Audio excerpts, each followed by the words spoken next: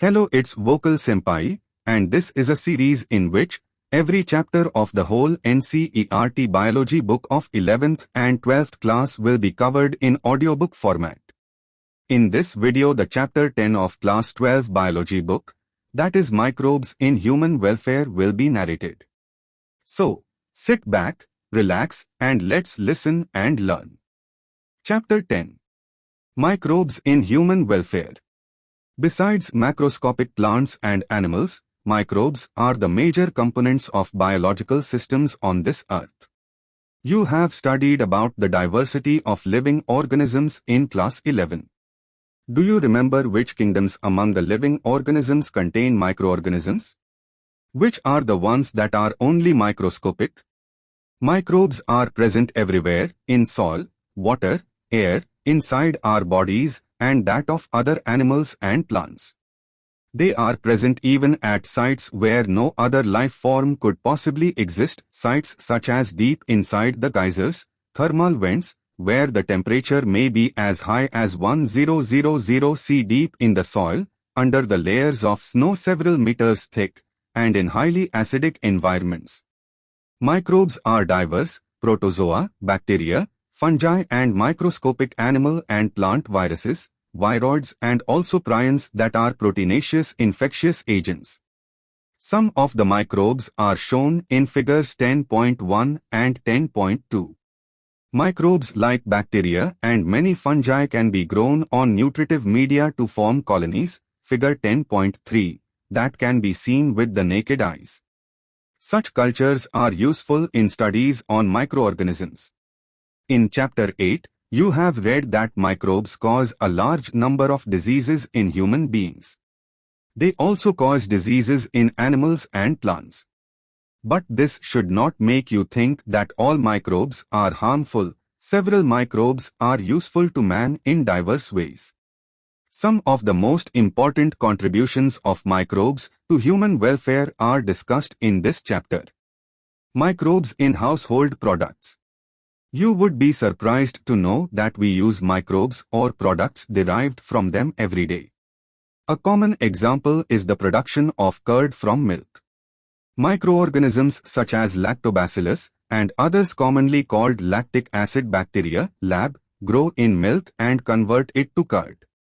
During growth, the lab produce acids that coagulate and partially digest the milk proteins. A small amount of curd added to the fresh milk as inoculum or starter contain millions of lab, which at suitable temperatures multiply, thus converting milk to curd, which also improves its nutritional quality by increasing vitamin B12. In our stomach too, the lab play very beneficial role in checking disease-causing microbes. The dough, which is used for making foods such as dosa and idli, is also fermented by bacteria. The puffed-up appearance of dough is due to the production of CO2 gas. Can you tell which metabolic pathway is taking place resulting in the formation of CO2? Where do you think the bacteria for these fermentations come from? Similarly, the dough, which is used for making bread, is fermented using baker's yeast, Saccharomyces cerevisiae. A number of traditional drinks and foods are also made by fermentation by the microbes. Toddy, a traditional drink of some parts of southern India, is made by fermenting sap from palms. Microbes are also used to ferment fish, soybean, and bamboo shoots to make foods. Cheese is one of the oldest food items in which microbes were used. Different varieties of cheese are known by their characteristic texture, flavor, and taste, the specificity coming from the microbes used. For example, the large holes in Swiss cheese are due to production of a large amount of CO2 by a bacterium named Propionibacterium shermani. The Roquefort cheese are ripened by growing a specific fungi on them, which give them a particular flavor. Microbes in industrial products. Even in industry, microbes are used to synthesize a number of products valuable to human beings. Beverages and antibiotics are some examples. Production on an industrial scale requires growing microbes in very large vessels called fermenters, figure 10.4. Fermented beverages. Microbes, especially yeasts, have been used from time immemorial for the production of beverages like wine, beer, whiskey, brandy or rum. For this purpose, the same yeast Saccharomyces cerevisiae used for bread making and commonly called brewer's yeast is used for fermenting malted cereals and fruit juices to produce ethanol. Do you recollect the metabolic reactions which result in the production of ethanol by yeast? Depending on the type of the raw material used for fermentation and the type of processing, with or without distillation, different types of alcoholic drinks are obtained. Wine and beer are produced without distillation, whereas whiskey, brandy and rum are produced by distillation of the fermented broth. The photograph of a fermentation plant is shown in figure 10.5. Antibiotics. Antibiotics produced by microbes are regarded as one of the most significant discoveries of the 20th century and have greatly contributed towards the welfare of the human society. Anti is a Greek word that means against, and bi means life. Together they mean against life in the context of disease-causing organisms, whereas with reference to human beings, they are pro-life and not against. Antibiotics are chemical substances which are produced by some microbes and can kill or retard the growth of other disease-causing microbes. You are familiar with the commonly used antibiotic penicillin. Do you know that penicillin was the first antibiotic to be discovered, and it was a chance discovery? Alexander Fleming, while working on Staphylococci bacteria, once observed a mold growing in one of his unwashed culture plates around which Staphylococci could not grow. He found out that it was due to a chemical produced by the mold, and he named it penicillin after the mold Penicillium notatum. However, its full potential as an effective antibiotic was established much later by Ernest Chain and Howard Florey. This antibiotic was extensively used to treat American soldiers wounded in World War II. Fleming, Chain and Florey were awarded the Nobel Prize in 1945 for this discovery. After penicillin, other antibiotics were also purified from other microbes. Can you name some other antibiotics and find out their sources? Antibiotics have greatly improved our capacity to treat deadly diseases such as plague, whooping cough, kali khasi, diphtheria, galghotu, and leprosy, kusht rog, which used to kill millions all over the globe. Today, we cannot imagine a world without antibiotics. Chemicals, enzymes, and other bioactive molecules. Microbes are also used for commercial and industrial production of certain chemicals like organic acids, alcohols, and enzymes. Examples of acid producers are Aspergillus niger, a fungus, of citric acid, Acetobacter aceti, a bacterium, of acetic acid, Clostridium butylicum, a bacterium, of butyric acid, and Lactobacillus, a bacterium, of lactic acid. Yeast, Saccharomyces cerevisiae, is used for commercial production of ethanol. Microbes are also used for production of enzymes. Lipases are used in detergent formulations and are helpful in removing oily stains from the laundry. You must have noticed that bottled fruit juices bought from the market are clearer as compared to those made at home. This is because the bottled juices are clarified by the use of pectinases and proteases. Streptokinase produced by the bacterium Streptococcus and modified by genetic engineering is used as a clot buster for removing clots from the blood vessels of patients who have undergone myocardial infarction leading to heart attack. Another bioactive molecule, cyclosporin A, that is used as an immunosuppressive agent in organ transplant patients, is produced by the fungus Trichoderma polysporum. Statins produced by the yeast Monascus purpureus have been commercialized as blood cholesterol-lowering agents. It acts by competitively inhibiting the enzyme responsible for synthesis of cholesterol. Microbes in sewage treatment. We know that large quantities of wastewater are generated every day in cities and towns. A major component of this wastewater is human excreta. This municipal wastewater is also called sewage. It contains large amounts of organic matter and microbes, many of which are pathogenic. Have you ever wondered where this huge quantity of sewage or urban waste water is disposed of daily? This cannot be discharged into natural water bodies like rivers and streams directly. You can understand why.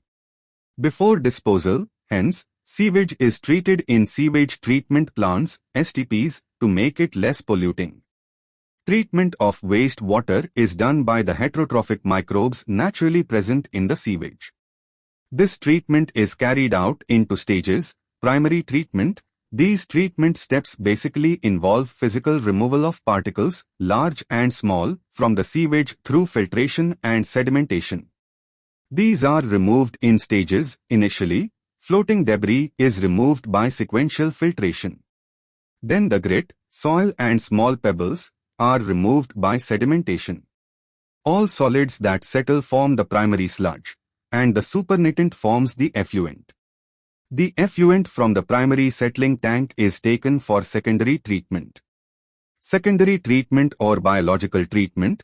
The primary effluent is passed into large aeration tanks, figure 10.6, where it is constantly agitated mechanically and air is pumped into it. This allows vigorous growth of useful aerobic microbes into flocks, masses of bacteria associated with fungal filaments to form mesh-like structures.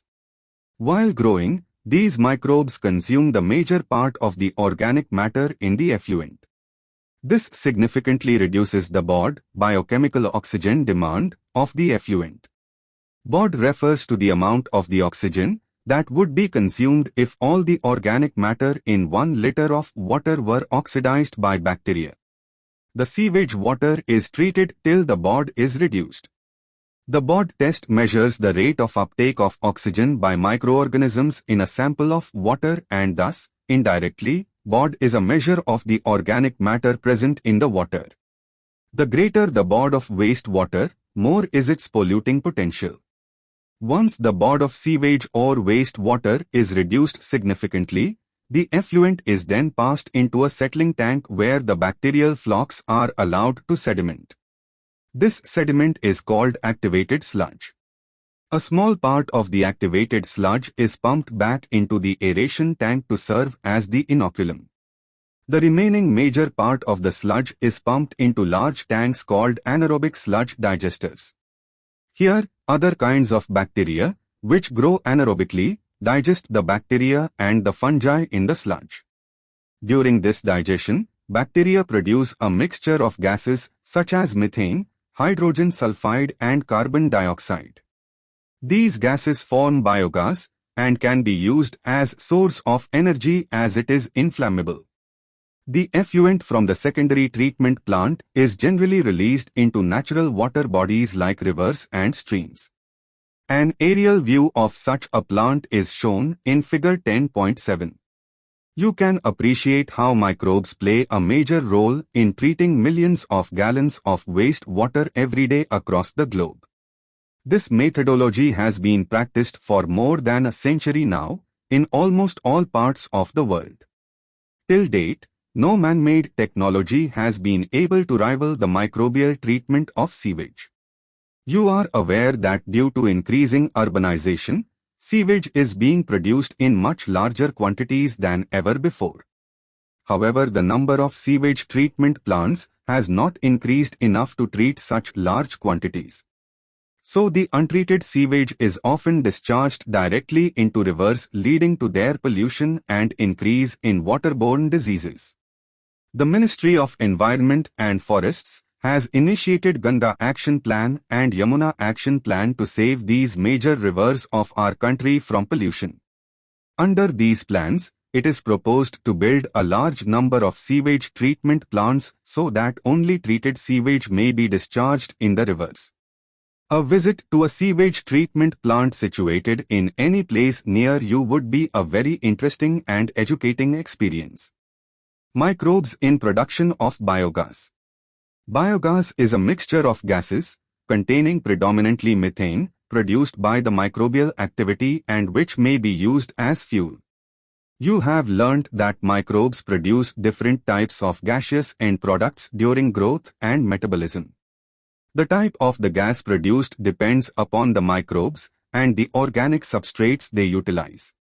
In the examples cited in relation to fermentation of dough, cheese making and production of beverages, the main gas produced was CO2. However, certain bacteria, which grow anaerobically on cellulosic material, produce large amount of methane along with CO2 and H2. These bacteria are collectively called methanogens, and one such common bacterium is methanobacterium. These bacteria are commonly found in the anaerobic sludge during sewage treatment.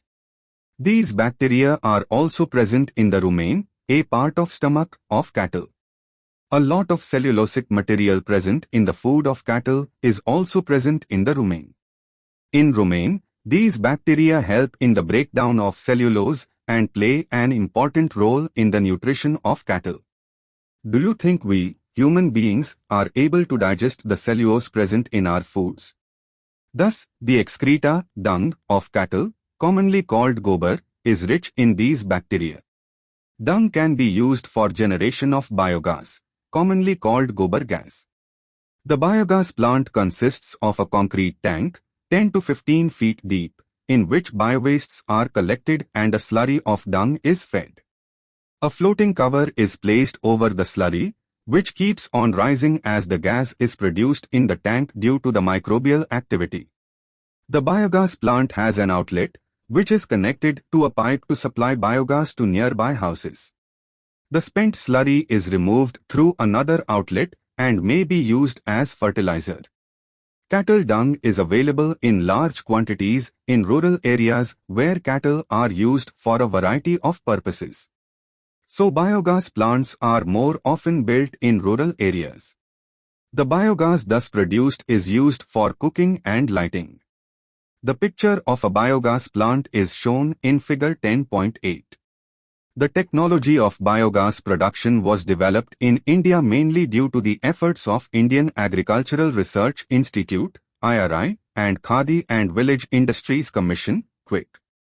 If your school is situated in a village or near a village, it would be very interesting to inquire if there are any biogas plants nearby. Visit the biogas plant and learn more about it from the people who are actually managing it. Microbes as biocontrol agents. Biocontrol refers to the use of biological methods for controlling plant diseases and pests. In modern society, these problems have been tackled increasingly by the use of chemicals, by use of insecticides and pesticides. These chemicals are toxic and extremely harmful to human beings and animals alike and have been polluting our environment, soil, groundwater, fruits, vegetables and crop plants. Our soil is also polluted through our use of weedicides to remove weeds. Biological control of pests and diseases. In agriculture, there is a method of controlling pests that relies on natural predation rather than introduced chemicals. A key belief of the organic farmer is that biodiversity furthers health. The more variety a landscape has, the more sustainable it is. The organic farmer, therefore, works to create a system where the insects that are sometimes called pests are not eradicated, but instead are kept at manageable levels by a complex system of checks and balances within a living and vibrant ecosystem. Contrary to the conventional farming practices, which often use chemical methods to kill both useful and harmful life forms indiscriminately, this is a holistic approach that seeks to develop an understanding of the webs of interaction between the myriad of organisms that constitute the field fauna and flora. The organic farmer holds the view that the eradication of the creatures that are often described as pests is not only possible, but also undesirable, for without them the beneficial predatory and parasitic insects which depend upon them as food or hosts would not be able to survive. Thus, the use of biocontrol measures will greatly reduce our dependence on toxic chemicals and pesticides. An important part of the biological farming approach is to become familiar with the various life forms that inhabit the field, predators as well as pests, and also their life cycles, patterns of feeding and the habitats that they prefer. This will help develop appropriate means of biocontrol. The very familiar beetle with red and black markings, the ladybird, and dragonflies are useful to get rid of aphids and mosquitoes, respectively. An example of microbial biocontrol agents that can be introduced in order to control butterfly caterpillars is the bacteria Bacillus thuringiensis, often written as Bt. These are available in sachets as dried spores, which are mixed with water and sprayed onto vulnerable plants such as brassicas and fruit trees, where these are eaten by the insect larvae. In the gut of the larvae, the toxin is released and the larvae get killed. The bacterial disease will kill the caterpillars, but leave other insects unharmed. Because of the development of methods of genetic engineering in the last decade or so, the scientists have introduced B. thuringiensis toxin genes into plants. Such plants are resistant to attack by insect pests. Bt cotton is one such example, which is being cultivated in some states of our country. You will learn more about this in Chapter 12. A biological control being developed for use in the treatment of plant disease is the fungus Trichoderma. Trichoderma species are free-living fungi that are very common in the root ecosystems. They are effective biocontrol agents of several plant pathogens. Baculoviruses are pathogens that attack insects and other arthropods. The majority of baculoviruses used as biological control agents are in the genus Nucleopolyhedrovirus. These viruses are excellent candidates for species-specific, narrow-spectrum insecticidal applications. They have been shown to have no negative impacts on plants, mammals, birds, fish or even on non-target insects. This is especially desirable when beneficial insects are being conserved to aid in an overall integrated pest management (IPM) program or when an ecologically sensitive area is being treated. Microbes as biofertilizers. With our present-day lifestyles, environmental pollution is a major cause of concern. The use of the chemical fertilizers to meet the ever-increasing demand of agricultural produce has contributed significantly to this pollution. Of course, we have now realized that there are problems associated with the overuse of chemical fertilizers and there is a large pressure to switch to organic farming, the use of biofertilizers. Biofertilizers are organisms that enrich the nutrient quality of the soil. The main sources of biofertilizers are bacteria, fungi and cyanobacteria. You have studied about the nodules on the roots of leguminous plants formed by the symbiotic association of rhizobium. These bacteria fix atmospheric nitrogen into organic forms, which is used by the plant as nutrient. Other bacteria can fix atmospheric nitrogen while free-living in the soil, examples Azospirillum and Azotobacter, thus enriching the nitrogen content of the soil. Fungi are also known to form symbiotic associations with plants, mycorrhiza. Many members of the genus Glomus form mycorrhiza. The fungal symbiont in these associations absorbs phosphorus from soil and passes it to the plant. Plants having such associations show other benefits also, such as resistance to root-borne pathogens, tolerance to salinity and drought, and an overall increase in plant growth and development. Can you tell what advantage the fungus derives from this association?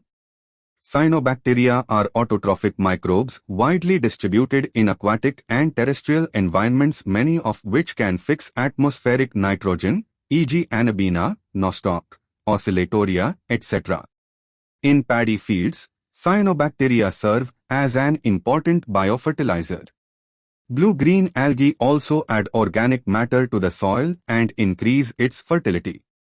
Currently, in our country, a number of biofertilizers are available commercially in the market and farmers use these regularly in their fields to replenish soil nutrients and to reduce dependence on chemical fertilizers. Summary. Microbes are a very important component of life on Earth. Not all microbes are pathogenic. Many microbes are very useful to human beings. We use microbes and microbially derived products almost every day. Bacteria called lactic acid bacteria, lab, grow in milk to convert it into curd. The dough, which is used to make bread, is fermented by yeast called Saccharomyces cerevisiae. Certain dishes such as idli and dosa are made from dough fermented by microbes. Bacteria and fungi are used to impart particular texture, taste and flavor to cheese. Microbes are used to produce industrial products like lactic acid, acetic acid and alcohol, which are used in a variety of processes in the industry. Antibiotics like penicillins produced by useful microbes are used to kill disease-causing harmful microbes. Antibiotics have played a major role in controlling infectious diseases like diphtheria, whooping cough and pneumonia. For more than 100 years, microbes are being used to treat sewage, wastewater, by the process of activated sludge formation, and this helps in recycling of water in nature. Methanogens produce methane, biogas, while degrading plant waste. Biogas produced by microbes is used as a source of energy in rural areas. Microbes can also be used to kill harmful pests, a process called as biocontrol. The biocontrol measures help us to avoid heavy use of toxic pesticides for controlling pests. There is a need these days to push for use of biofertilizers in place of chemical fertilizers. It is clear from the diverse uses human beings have put microbes to that they play an important role in the welfare of human society. Thank you for tuning in. Give this video a thumbs up if it was helpful and subscribe for the upcoming videos. Check out more videos from the playlist. Also comment down if you have some queries or suggestion. लम्हे ठहरे हुए जाने ना दे, घड़ी उदास लगे प्यास वो बुझाने ना दे, लहू इतना गरम के ये कागज अब बहाने ना दे, कोई फूल कांटे जब जागे तुम सिरहाने ना थे, ढूंढते ठिकाने ये आवाज मेरी गूंजती, सवाल करें तुझसे क्यों अब हाल भी नहीं पूछती।